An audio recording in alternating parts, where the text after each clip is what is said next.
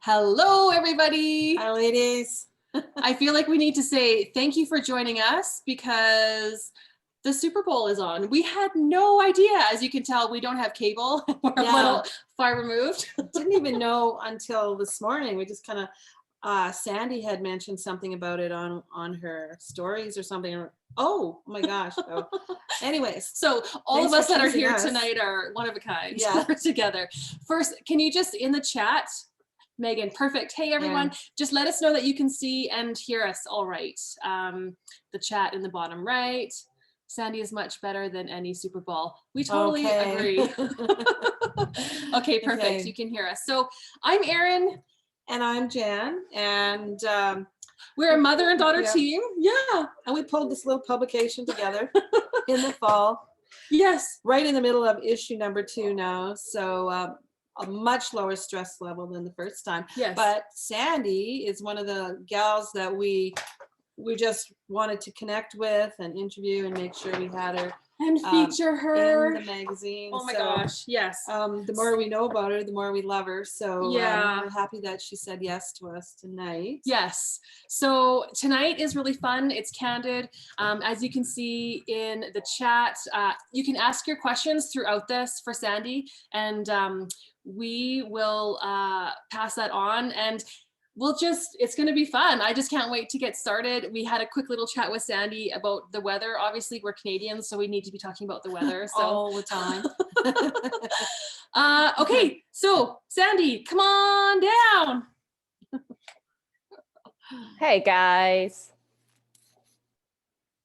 Hello. Love that pink on you too. I like have layers on. We went snowmobiling today. So I am like in my cozy. No one can see like below here, but yeah. Okay. I'm very comfy on a Sunday night. You're going to say that you have big fuzzy slippers on or something too? Wool socks. Wool. Shocking.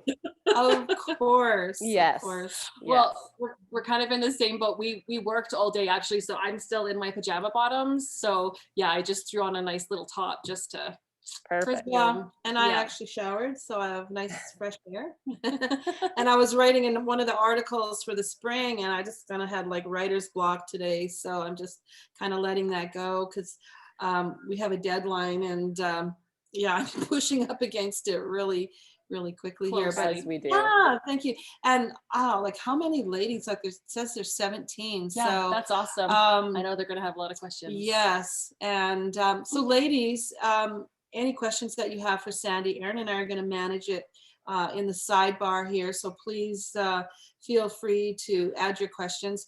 We have a few questions for Sandi, kind of as a follow-up to the interview and what she's been doing since then. So we're just going to dive in. Yeah. Great. You ready? I am ready. Ready as ever. Okay. So when we finished off our interview with you, you were just in the middle of pondering some product ideas, getting a website up, and I know those things all happen. So what focused that? What cemented that? Like, how has that gone? Give us some details on that. Sure. Well, I think it was. I mean, I've been working on a website with a very patient woman, Christina, for probably pushing a year and a half, almost 2 years now. And actually talking with you girls that night or that day, it brought a lot of, you actually suggested a few things that got it started to kind of narrow in my focus. I think I told you guys I was really having this problem with like this moral compass thing. It has to be of value to people. It has to be of value to people. And I think just those words out and tossing it out to you girls, 2 perfect strangers, and getting a complete different perception of how to do this stuff and not to feel bad about it. I think it was just a little kickstart that I needed. So it was so I think we were already well on the way to doing this stuff, but it was talking to people that aren't really in my circles that really helped, I would say. And yeah, so we launched the website November 17th, and it was for me, I sat here and watched people, like I sold out of my stuff almost right away. It was crazy. Yeah. Like the community that I built here, especially on Instagram, I should say, was just unbelievable, the response.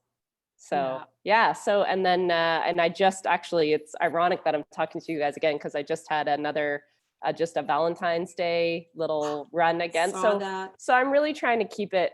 I don't have a lot of time to be ordering and being creative and doing this stuff. So when lambing's done, that's like my focus was, okay, let's get something up for Valentine's Day.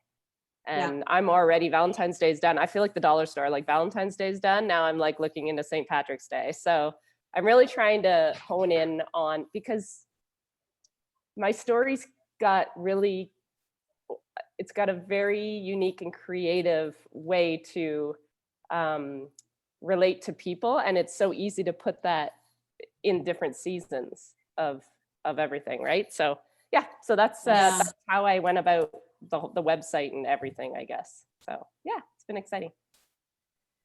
It had to feel right to you. We totally get that. And that's what we got when we talked with you, is that because what you're doing now is so labor and time intensive, and not that what you've launched isn't, but it's such a different side to your business, but that you were looking for that. So I think that's just seeing how it like exploded, like how amazing, what a wonderful feeling for you to be supported by your fans in that way too.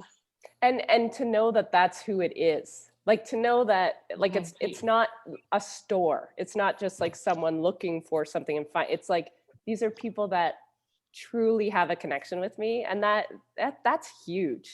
It's kind of mind-blowing and humbling, and it makes the late nights and the early mornings really worth it on those big days, those big launch days, as you girls know. Like you probably know that right now. So but I also needed a little bit of the break from really focusing on the YouTube videos, the editing, the filming, the always feeling like I'm saying the same thing over and over again. And so for me, I'm a very creative person. My brain is always chugging, as does every woman probably, but I was really spiraling. So I needed this to just be I needed to focus my attention elsewhere for a little while. So it's been good. Yeah. And to show up in your business differently. I think we all especially because you've been doing this for so long, and it's probably, to us, every video is fresh, but to you, it's the whole process. There's repetition there, and like you're doing the same thing every day, right? So to show up differently as a woman and creatively in your business, I totally get that. I'm sure many people can relate. Yeah. Holy cow. I can see the chat going crazy. There's so many questions. Okay, great. Hold on, gals. Stop asking questions. We'll get caught up here. 1 second here. Okay. Yeah, we knew this was going to happen. Fangirl in the house. Yes. We'd love to know how many ewes you have and whether you plan to increase your flock. Okay. So my ewes, I'm sitting in and around probably about 420 or 430. I'd have to count heads soon. As for expanding, I talk about this quite a bit in my videos, but for me, I'm kind of maxed out for my buildings and how everything is flowing in my systems. How I look at expansion, Mark and I both, as we've really started to hone in on our business side of things, is growth through improvement. So if I can get another lamb per ewe, I mean, that is expanding. And I think we forget that, like, as talking to industry and talking to your peers, we're so focused on like, how many sheep do you have?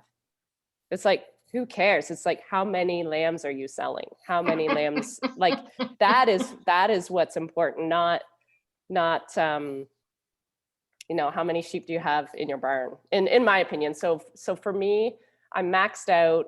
I'm doing a lot of things outside the sheep world as well. So I really I'm going to stay at the level that I'm at, because I'm really happy at this level. Yeah. Good answer. Yes. Joella asked, important question. Will there be sheep in the interview tonight? Nope, just a couple needy dogs. Yeah. I brought one of those little babies in. Yeah, I totally. did. Kylie said, we love your swag on the website. Aw. Tanya, yes, your swag is amazing. Okay, Jennifer asked, how in the world do you manage to have time for social media, editing, etc.? Do you have help with social media and YouTube? That is such a good question. It's a great question. And no, I don't have any help. The YouTube, I would say, is my number one attention driven. Like that is the one thing that I'm trying to drive traffic to. So it gets it does get the real hours. My Instagram, Instagram's the other place that I'm really just at. I just find it's like my arm. It's like bringing my best friend into the barn with me. I don't even think about it like a job because it's just so easy. Some of the posts that I do, I write. Sometimes if I really need to get something out, I treat it like a journal. So a lot of women journal in the morning. I don't do that. But what I find is I find Instagram a very safe place to just start writing how I'm feeling, and you get that out in the morning. And so yeah, my very productive time of day is first thing in the morning, and I do a lot of stuff between 4 and 8. So yeah, but I don't have help. Editing I enjoy. I think people don't realize that I do enjoy editing. Filming is very hard because I'm trying to work. So, to take different clips and different angles, and my tripod breaks and my camera falls and like all those things. It would be nice to have, help with that, but it's I don't know. It's not really doable, I guess. So yeah, I do it myself. Well, and I think, have you kind of got this level of, I'm not going to say perfectionism, but you have this standard of quality. Yeah. And I just remember from the interview that you said it was so important that the message you were putting out there was seen in the way that you meant to deliver it. And that oftentimes things happen in the moment that is not part of the story that day or what you were wanting to show. So I just remember that. And I looked, when we went to print, your YouTube subscribers was 200,000. Like, it was a big hallelujah. You had just reached that number. And I checked tonight just before we went on, and you're at 224,000. Like, what happened? 3 months and there you are. So how does that feel to have that engagement just keep going and going and going? It's a bit like a hamster wheel. So for me, I'm very open and honest about this. Numbers, I'm very numbers driven, performance driven, but it's also it is my kryptonite, is my Achilles heel. So it is the one thing I will sit here and change a thumbnail 10 times if I don't think it's increasing enough. Like the mental anguish that I put on myself to always do at least as good as the video before. I think this is the stuff that no one sees. They do not see, and it's ridiculous. And I know that, and I tell myself that, but it's like, if those numbers start to plateau, then you get very hard down on yourself. So yes, I should be looking at it like, holy cow, 224,000. Instead, I look at like, but all these other farmer channels are like killing it, right? And it's like, oh, you can't even, it's never enough for me. It's ridiculous. But I'm very, very, what I am starting to appreciate, and I said this to my daughter today, I said, I actually would rather like 200,000 subscribers who love me than 1 million subscribers that are always telling me I'm doing everything wrong. Right. Because they've only clicked into one video and they don't have context and they don't have the story. So we have to be careful what we wish for. Yes. Yeah. Boy, our internet is really choppy here. I hope everyone else is hearing you clearly. We're kind of like missing every second. We're piecing it together. Yeah. So if we look like two deer in the headlights, because we're listening. We're not hearing it all, but we're going anyways. Megan asked, who's doing her chores tonight? She's always so busy. Yes. So I'm lucky. There is no night chores. So when chores are done, Oh. especially right now, like when there's not lambing going, when it's lambing time, we're out there till probably 10 o'clock at night. When I'm not lambing, I try to do all my stuff in a work week. Like weekends, I really don't like doing stuff unless I need my student who's here on the weekends. So weaning or something like that, I'll use her and do it on the weekends because I don't like doing that stuff with my family. I think most people with livestock can relate. So I typically, chores can be done in 3 hours, like 3-4 hours, no problem. I make them last a little bit longer because I like to observe and there's always book work and stuff like that. But so yeah, there's no night chores usually. It's nice. Yes, that is, especially on a Sunday night, right? Yeah. You don't have to. In minus 20. Yeah. Yes. Yeah, I think we're all feeling that across Canada. Yeah. Sandra, how many hours a day do you spend editing?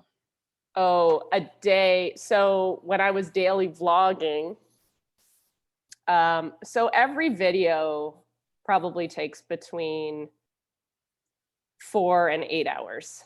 And that's now, like, that's not, when I first started, it was probably, if I'm honest with myself, probably between filming and everything is probably like 10 hours or more. Whoa, okay. And I can't remember how many videos I did last year. I think I did over 200 videos last year. So it was a lot. It's a lot of time. Yeah. That's incredible. Like, I just don't even, life, my gosh, where does life fit in there? How do you fit that in? Yeah. I don't really have a life. Well, COVID's been good for that. Just, I'm like, I can't do nothing. So editing's been nice just to have something to kind of do first thing in the morning, but I'm trying to do other stuff. So I'm not just doing that. Yeah. It's space for that. Yeah. Yeah. Has COVID affected your life very much? I mean, if you're on the farm all the time, other than groceries and stuff. Yeah. Surprisingly, sadly, our life hasn't changed a whole lot. I'm missing my friends, my real life friends. Like, I'm so glad to have a community because I feel like I'm talking to a million people every day. So I shouldn't feel weird. But at the end of the day, if Mark's away, like Jess and Mark were snowmobiling a few nights this week and I was here by myself, and I'm like, I'm so lonely. Like, it's a weird feeling but yet if you had the choice just to go see your friends, we still just don't do it. Yeah. But when you're forced to stay home, all of a sudden you just crave that. Like, I haven't seen my parents since before Christmas because we're in lockdown. So it's like, you start to crave the things that you always took for granted, I think. So, yes. But other than that, sadly, it hasn't really changed our life too much. Really just changed. nothing to look forward to more than anything. Yeah, totally. Yeah. I think living rurally, right? Yeah, we realize how much, a lot of parts of our lives aren't affected, and very lucky. Yeah. Lanny, what is the best and worst thing about sheep farming? Oh, best thing, I love sheep behavior. Like, I love observing them. I love figuring out how they tick, which is going to take me till my last breath, I'm sure, to figure out even half of the things that make them tick. I love it when one sheep decides they like me, because sheep do not like people. It's just sheep science. So when that happens, it feels like an anomaly. Like, it just feels like you are like a Hollywood star. It's great.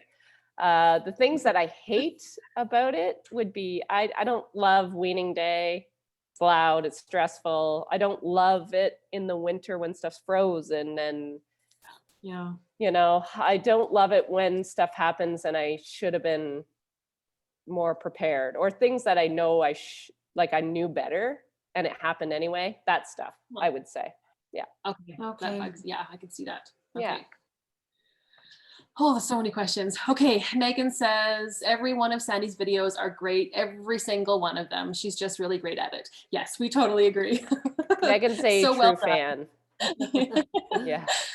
Tracy Wood, I love the repetition from your vlogs, Sandy. Solidifies the learning. Oh, that's good feedback. Yeah. Yeah. That is really good, because I, in that first year, you get all these really brutal comments, and you never forget them, right? And then the one guy's like, I've seen you clean your barn out like a million times. This is the same stuff. And I'm like, because it's my day. Like, this happens every 3 months, and it's so routine. And so, it's just, and then but then you're like, oh, how do I make this better? So if one person thinks it, they all must think it. And then at the end of the day, I'm like, actually, like, as I've been doing it more, I'm like, I love it when people expect it. They know they predict what I'm going to do. They remind me. They're like, Sandy, did you remember to treat that or like, it's hilarious. Yeah. Like, they are so in tune with me and my flock. And it does truly, I say this all the time, it makes me a better farmer. Wow. Yeah. Like, such you have super fans. You do. I've never Seriously do. heard anyone talk about their fans that way. Like, so personally invested in your well-being and of your flock too. Yeah. Right? Yeah. Yeah. But Yeah. there's also such honesty in your transparency too. Yeah. And that's a quality that social media doesn't always let us into. It's perfect life, perfect feed, perfect everything. And I just love the way you show up and are human. And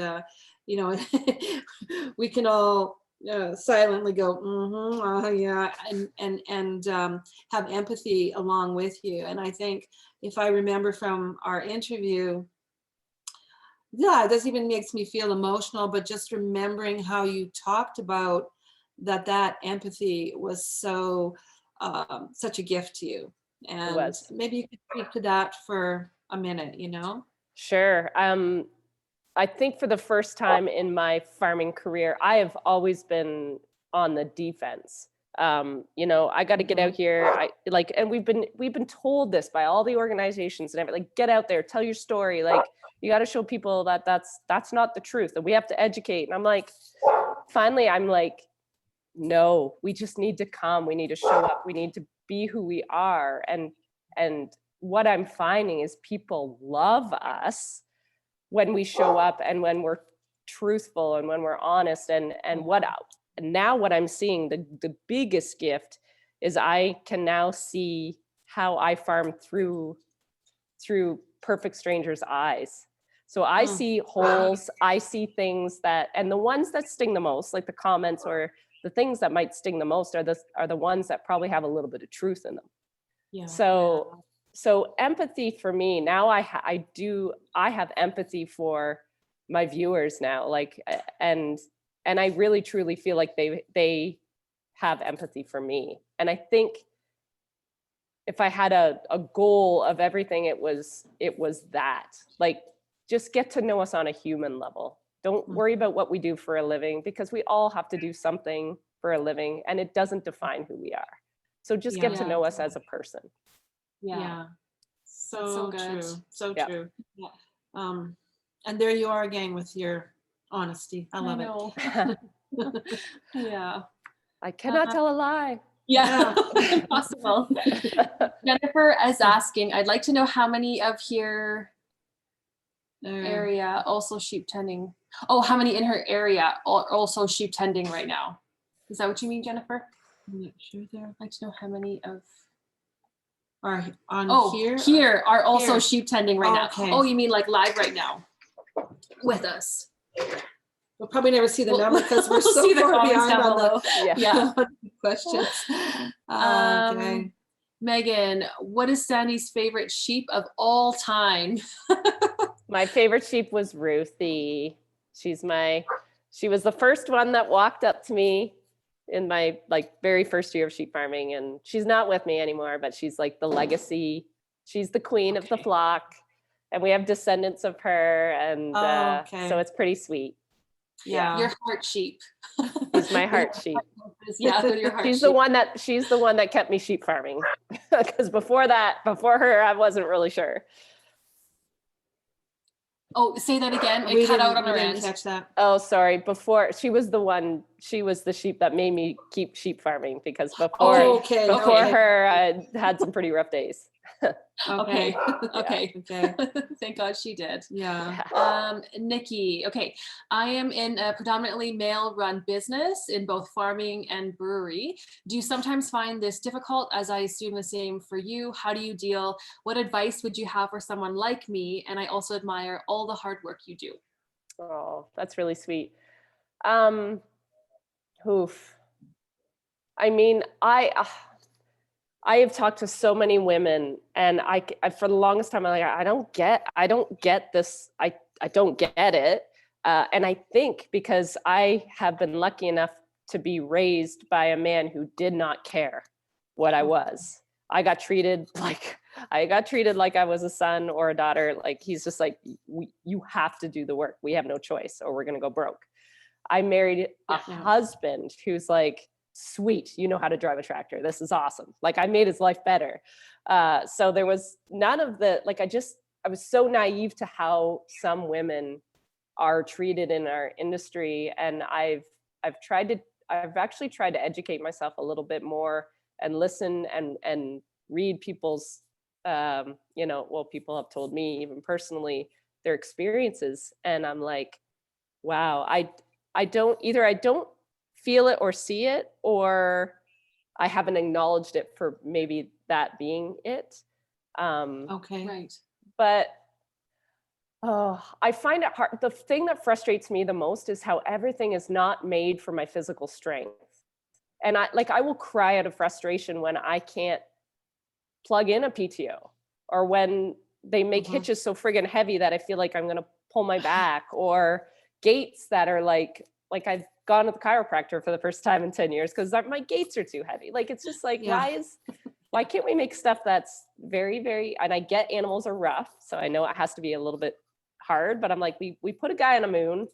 I'm pretty sure we can make stuff that, like, women, that can be strong and women can handle it okay. But I think equipment manufacturers need to go to school to figure out how to make stuff a little more user-friendly for women. If that was my, like, legacy when I'm gone to leave our next generation, it would be that.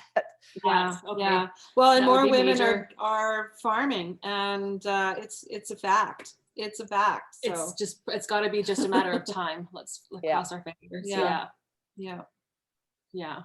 Okay. Megan, ask Sandi if she's going to have the Christmas tree in the barn again next year, or she might need 2 by then. So that's a good question. So this year, for Christmas, every time I lamb, I usually daily vlog, but at Christmas time, it's called Vlogmas. And a lot of YouTubers, it doesn't matter, you don't have to be in agriculture. Like, actually, it's a very much not an agriculture thing. But I've done it basically since I started YouTube, is do this daily vlogging up to Christmas.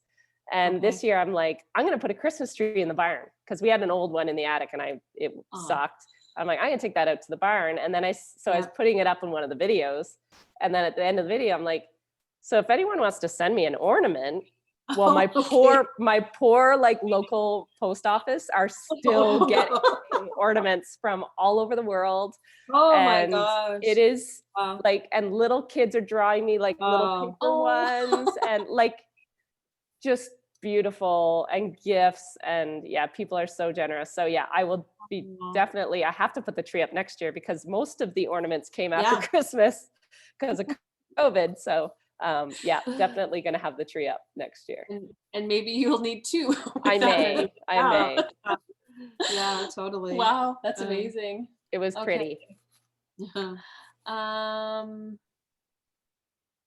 Joella, and almost 60K on Instagram. That must have been back when we were talking about your YouTube subscribers. It's crazy. Yeah. Lanny, how is Lucy and Kinsey? Lucy is good. I think she's up with Mark right now. Or is she here? No, Lucy's at my feet. I just can't see her. And Kinsey's in the basement, I think, but they are good.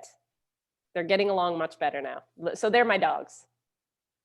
not my children. I think Yes, I know. Okay. I know. I didn't know. I knew that. I didn't know who they were. So Yes, Sandy's saying it at my feet right now. That Yeah. would have been Yeah. a little weird. What are yeah, they I doing? knew it wasn't them. Jennifer's asking, why is lambing so common in January? Why not in the summer? We just finished lambing, I think. And Lordy, I would prefer the summer. Yes. So it depends what your market is. So some people, if they are really busy in the summer, they just prefer to do it in the winter when they know they can put their full attention onto lambing. So in my case, I also am help Mark with the grain farm side. So Right. I love lambing in December and I love lambing in March because I know I'm not needed anywhere else. I don't Okay. love lambing in June, don't love lambing in September because Okay. I'm doing both and it's really stressful. I bet. So I would say that could be part of it, just workload. Another one is just they might be just trying to hit a certain market. So if they're lambing in January, they might be selling lambs. Like I'm not really sure. They might be trying to hit the Easter market. Easter still historically is a really good market in Canada for lamb. Okay. Okay. Now, I have lambs all year long. I stagger my lambing, so I'm lambing every 3 months regardless. So that means I always have lambs at market weight typically, all throughout the year. And then I always keep my size very consistent. So I'm always on the heavy market. So that's not necessarily the Easter market. It's just a nice consistency for the buyers. They know what they're going to get from me when I show up at the sales barn. So yeah. Right. Yeah, Okay. okay. That makes sense. So that Yeah. could be it. They could be just trying to hit a market. A market in certain time Yeah. of year. Okay. Okay. Becky says you might, okay, I'm just gonna check. Yeah, okay.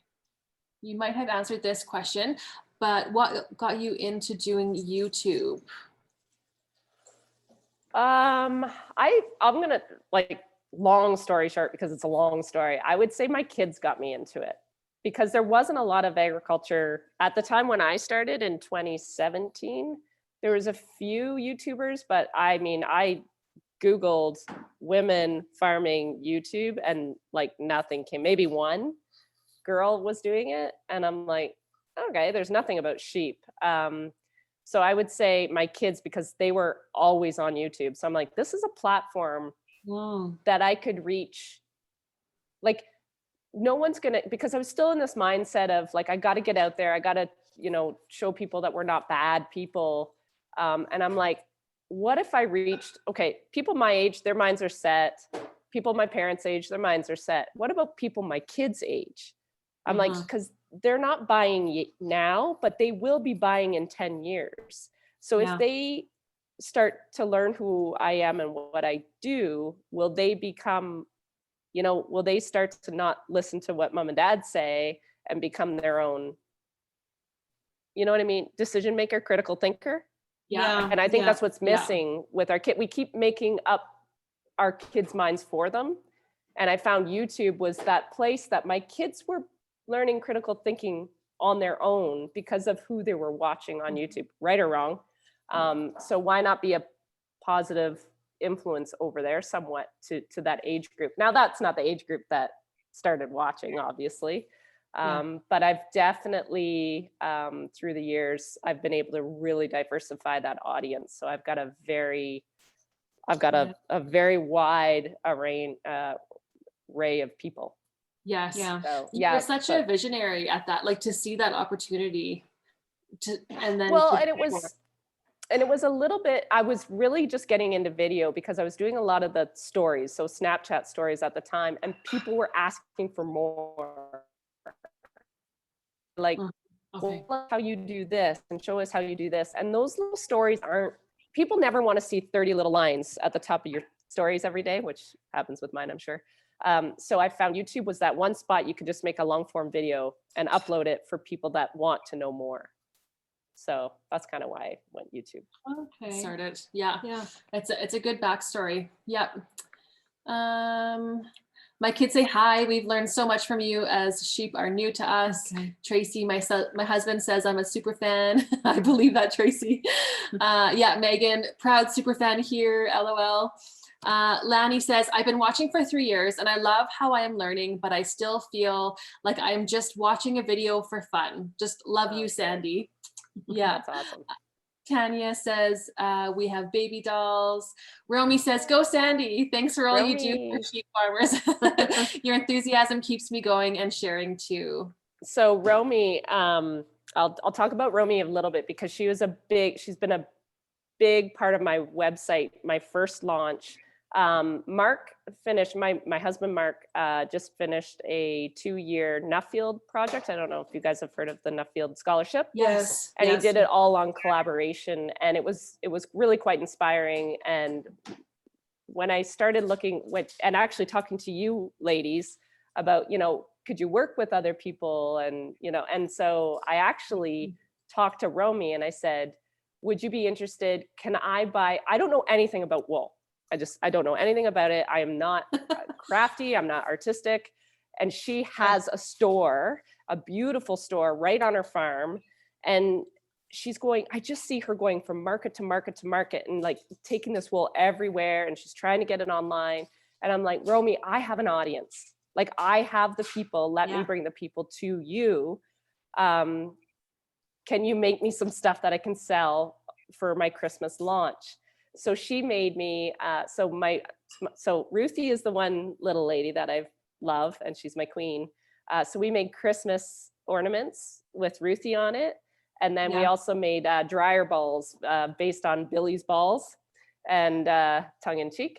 And so for me, it was like, it felt, that was where that moral compass thing was happening. Like, I was like, I'm doing something, like I'm doing good for someone other than myself. And then that made it very much more digestible to me because I don't know what it is, like this whole like selling stuff to an audience that I'm making ad revenue on YouTube. I was feeling very exploitive, you know what I mean? Like I felt like, and Mark's like, you don't put any value on what you do every day for free. And I'm like, I know, but so that made me feel really good to help Romy if I could, you know? So she works so hard and she's so young, like she's young, she's got a young family. Her and her husband have expanded to like 900 sheep now. So she's doing all this stuff and all I'm doing are YouTube videos. So so it was a really nice way to share a little bit of the love. So yeah, well, totally. And the collaboration. I mean, that's one of the things that we're all about too. So do you have any other collaborations that you're thinking of, or anything that's been brought to you that you're pondering now? Yeah, well, so the website fulfillment company, I think I talked to you guys about this too. I'm like, why is there nothing in Canada? Like really good people that will, house your inventory and do all the stuff, do all the logistics. So I actually, another YouTuber in the States that we've become really close virtual friends, Meredith, this farm wife. I don't know if you guys follow her on Instagram. Anyway, she dealt with a company in Wyoming, if you can believe this. And so that's how I found the people that so all my stuff has to get shipped to the States to come back to Canada, if you can believe that.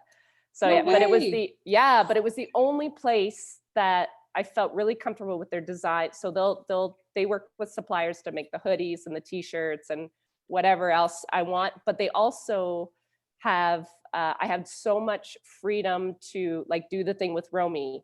And so if there's any extra stuff that I want on it, I just send it down to them and they take the pictures, they put it on the website, they do the customer service. So if people don't like their stuff or they got the wrong size, they do all that.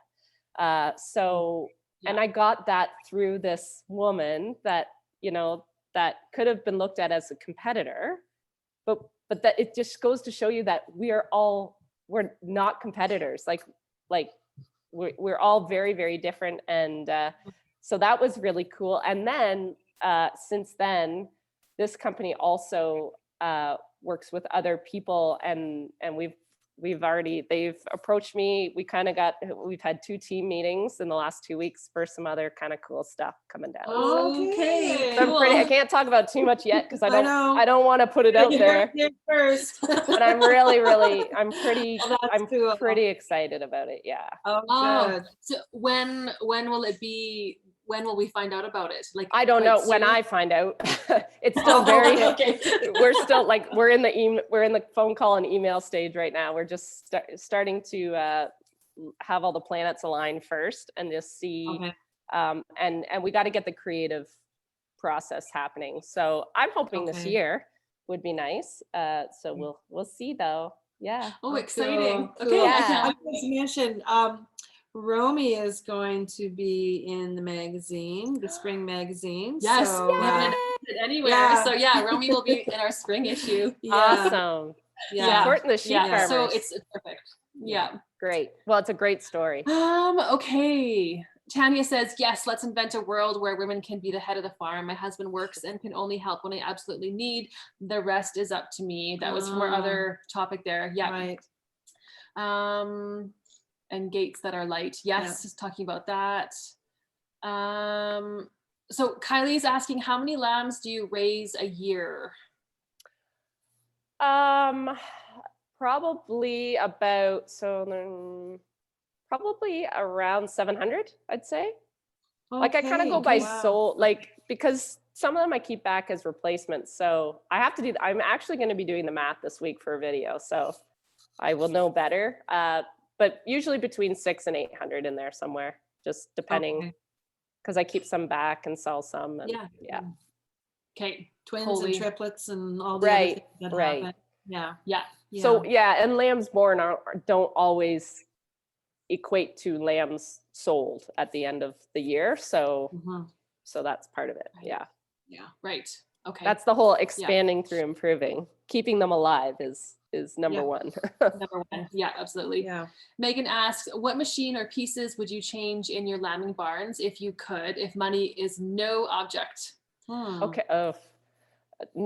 All new gates everywhere. Lighter gates. Like herning gates.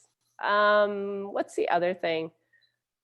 I think I really want to build a little loft, like an observatory loft for me, like to just have a desk and not have to go to the house. And maybe a nursery for like a specific nursery for the lambing would be nice. Okay. Yeah. Hmm. Those are big things. Yes. Okay, and Megan also said, I just ordered wool from Sandy's friend, wool batting for quilting. Thanks, Sandy. I'm so glad to be able to buy wool from Canada. Yes, totally. That's awesome. Lanny's asking, are you going to have a birthday party for Billy? And how is his hoof? His hoof, he was walking better, but he's still giving me the silent treatment. Billy did not like his needle the other day, so he's in a fight with me right now. His birthday was Boxing Day, so I'm a little late to that party. So I kind of just wished him a happy birthday. That's kind of how we do things at the Brock residence. We're like, happy birthday. We're not big celebrators. That way. Yeah. Okay. Billy probably got more love than most of my family on their birthday. Jess is laughing. We missed that last one. What did you say? I said Billy probably got more love on his birthday than my family does. Oh, okay. Yeah. Okay. Yeah. Okay, Tracy said, I feel women struggle with putting a value on what they do or produce, etc. Yeah. What do you think, Sandy? Yeah. Oh, like it's funny because men don't. Like it's always, I sat with Mark yesterday at noon because I hit the wall. I was kind of upset. He's like, he can see it. Like he's the one that always has to remind me, like, you have to put a monetary value on what you do. Like you have to not look at yourself like you have to do all this stuff for free. So it's funny. Like, I don't know what makes us like that, but yeah, she's right. And And it hurts us, right? In the end, in the past too, like we've been working together for 20 years and we're always the first to discount or to throw something in, or like to not value our time when working with clients, or, you know, when we talk about pricing for our offerings, and it's just like, it just, we come and we hung, we this, we that. And but now we're at the point where we're starting to put it out there and have a conversation with a couple other and get a couple other opinions, and they're like, oh my God, no, like you're way underpricing yourself or what. So I don't know why, but I know that it's something that if you're aware of it, we can start changing. But that's like Tracy, I think we all undervalue as women what we do, especially our time. For sure. Yeah. Well, and we're always multitasking. So sometimes it's hard to know where one thing ended and the other began. And it's just all a big thing that goes, you know, it's always going. One big part of it. You're bang on with that, because I kept justifying myself. I'm like, well, you know, I'm not taking time through the workday. I'm doing it in the morning, I'm doing it at night. So it's like more of a hobby, or, you know, like especially the YouTube, the editing, right? Like, how do you when you're not making any money for 3 years on it, it's like, how do you justify the hours and the fatigue and the mental anguish to your family members who love you when you're getting nothing for a long, like you don't get anything for a long time. No. But, and most people will give up by then because it's just too much, or their family will say, okay, it's either us or that. But they kept with me, and it's fine. But it's true. I think I kept justifying it to myself, like, well, I'm not doing this during work hours, so it's not actually taking away from the business, right? Like, I should, it's not really a monetizing thing. It's not really a value, right? But it's like, well, how many hours does it take of filming when I'm supposed to be doing work? And could I have been doing something else? So it's true. Yeah. But you know what, if we had to pay somebody to do those things, like if you were paying somebody for editing, there'd be a monetary value attached to it, right? Like really fast. And so we know that one too. We recently have a virtual assistant helping us out. And so we see the tasks that we give to her that we're paying her to do. And so we recognize, well, there's value in that, right? Yeah. So even when we were doing it. Yeah. And the good thing, I think the thing that we forget is when we finally let go of control and we let someone else take those tasks, and we're like, and especially for farmers, because heaven forbid we stand up, we lean our butt cheek off that wallet. They can do it so much quicker. So it ends up not costing you what you think it's going to cost you. Like I hired my sister to do our books. Best decision we ever made. Mark and I aren't fighting anymore over who's going to have to do the books. We're not late paying bills. And literally she can do it in a quarter of the time that we could have done it. And they're way better. Yes. So it's like sometimes when we finally do just relinquish control, the things that scare us or the things that we think are going to cost us money end up saving us money. Yes. Yeah. Because it frees us up to be doing for sure. Yeah. And the people who do them are experts at them, and they're done in, like you said, a quarter of the time that it takes us to fumble around to do it. So yeah. Great point. Right. Okay. Joanne says, I'm inspired by anyone who does social media plus family plus chores. Amazing, truly. Yeah. Completely agree. Yes. And Megan says, I love the way Sandi gives a big shout out on her site to other farmers, especially to other women. That's fantastic. Yeah. Tracy says, yay, Romy. Lani says, why doesn't your family like to work with you? Yeah, that's the stuff people don't see on the camera. No, I'm just kidding. They aren't. Why don't you like working for me? They want to know. She said, I just don't. She says, I like working with you. I don't like working with sheep. So they just don't like the animals. Oh, okay. Yeah. Yeah. Okay. And Mark and I, he doesn't like working with sheep either. Okay. Yeah. He's a plant guy. He likes growing plants. Yeah. Yeah. Okay. Yeah. Megan says, is Sandy feeling the difference in the farm work now that Carissa, an intern, went back to school? Will Carissa be able to come back again? She was such a good help. So Carissa was gone last Sunday was her last like full-time day because she was doing a co-op placement with me for her school. So she is back in class now. So Monday through Friday is just chores like normal. She said what she's gonna do, I kind of plan lambing around for March break. So I'm hoping she'll be off school when the real heavy lambing will take place. And Jess is home because she deferred this year. So Jess will get to help me lamb this year.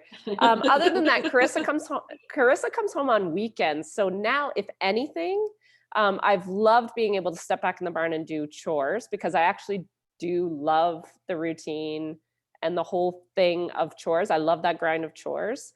And now my weekends, because of COVID, now my weekends feel like weekends. So before, when I didn't have that routine of going to the barn at a certain time, being done at a certain time, getting on with whatever, every day felt like the same day. And I think that's what was killing me mentally. So this week's actually been very good for me just to get back into a system and a routine in the barn. Yes. So, but yes, she is coming back.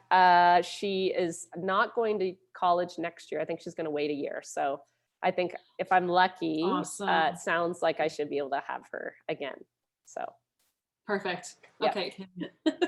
I love how everyone just knows like the intimate details. I know.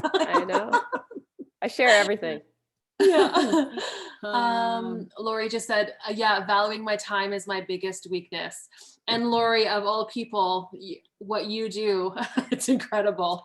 Yeah. She has bison. Yeah. Yeah. And her husband works away and she's got littles and bison and pigs and chickens and doing all the things. It's amazing. Yeah. Megan, Sandy is the hardest working person I know of, hands down. Yes. Lanny, if it was cows, would they want to work with you? Oh, back to family. Yeah. I don't know. If it was cows, would you want to work with me? I'm asking Jess. She said, yeah, she would. Oh, okay. I picked the wrong species, apparently. Damn it. Oh, they say that now, and then I invest in it, and then it's easy to say that now. She go get married and leave me. Yeah. Yeah. Okay. Megan,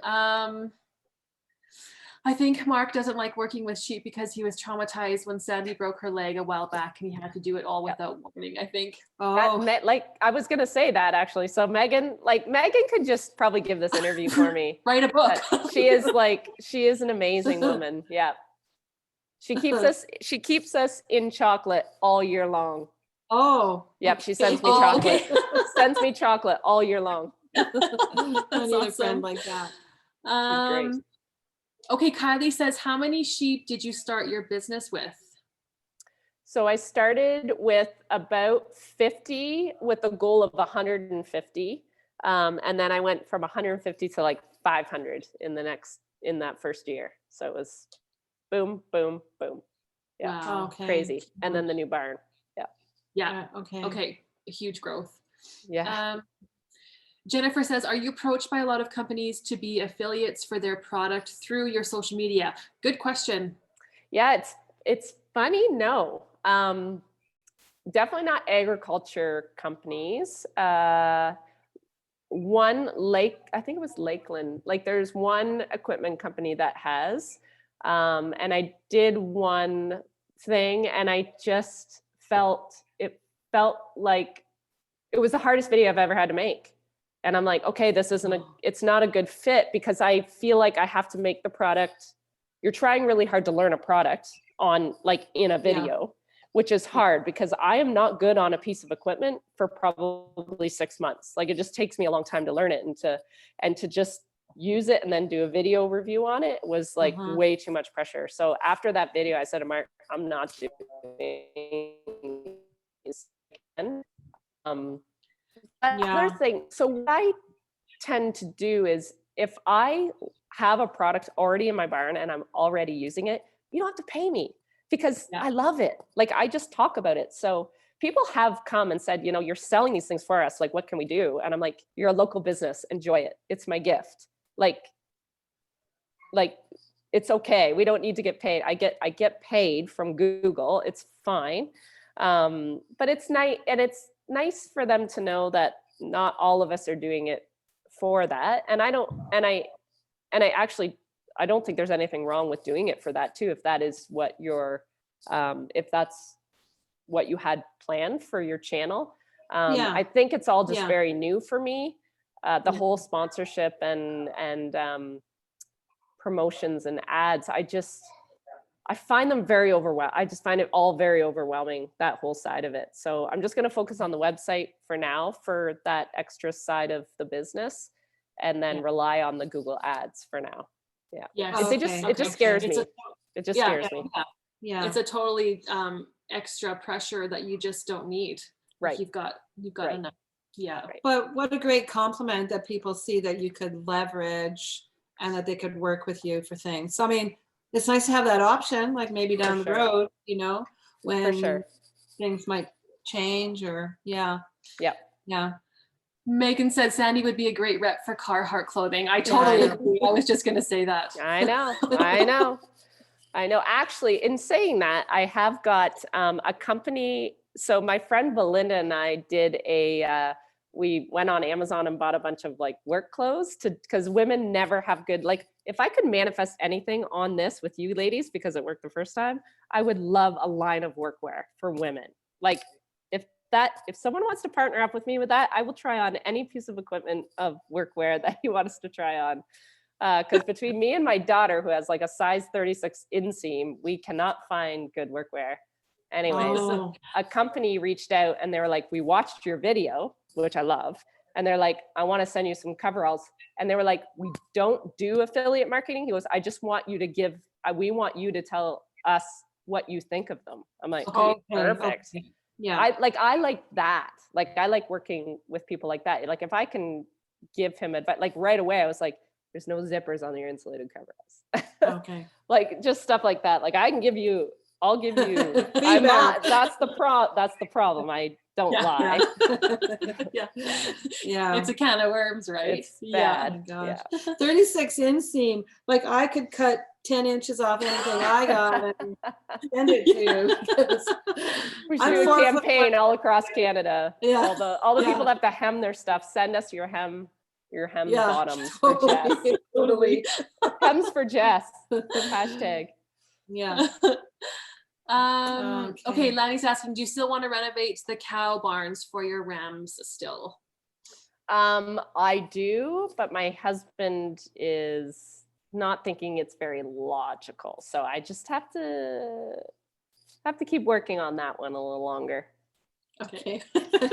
Yeah. Okay, we'll take a couple more questions. We could go on all night, but we're gonna look at the time here. We're at 7, so or almost 9 your time. 9 your time. Yeah. Need to go to bed. We'll haven't even take yawned 2 yet. or 3 more questions, and then we'll wrap it up. Okay. Sandra said, our son is a 10-year-old goat farmer and made a couple YouTube videos because he wants to be like Sandi Brock. You are such an incredible role model. Oh, that hard. I do. I love getting letters from kids. It's like the best. Yeah. Yes. Kylie says, what's your favorite breed of sheep? Ooh, my favorite breed of sheep. I really like working with a Rito or Rito Dorset, like a cross. All my sheep are like hybrids. I have no purebreds. So yeah, I like the crosses. Yeah. We're just gonna nod like we know what that means. I know. The sheep people all know what I'm talking about. In Canada, outside of Canada, everyone will be like, what is a Rito? Yeah. We're all writing it down. Okay, Lori says, back to the workwear for women. Rolling D workwear. Yes, Lori, we follow them on Instagram and they're a new Canadian workwear for women. So Sandi, you should check them out. Rolling D workwear. D workwear. I'll have to look that up. Canadian, they're new and women owned for the working outdoor women. Yes. Is this the one in Manitoba? Are these from Manitoba? Because someone sent me. I'll look. Huh. We'll have to look it up. Yeah, I don't know. Rolling Yeah. bee. Okay, we'll do Kylie and Megan's questions, and then, Lori's saying, I think BC for some reason. Okay, we'll take these last 2 questions and then we're gonna wrap it up. Oh my gosh. Okay, Kylie says, advice for new sheep farmers. Oh boy.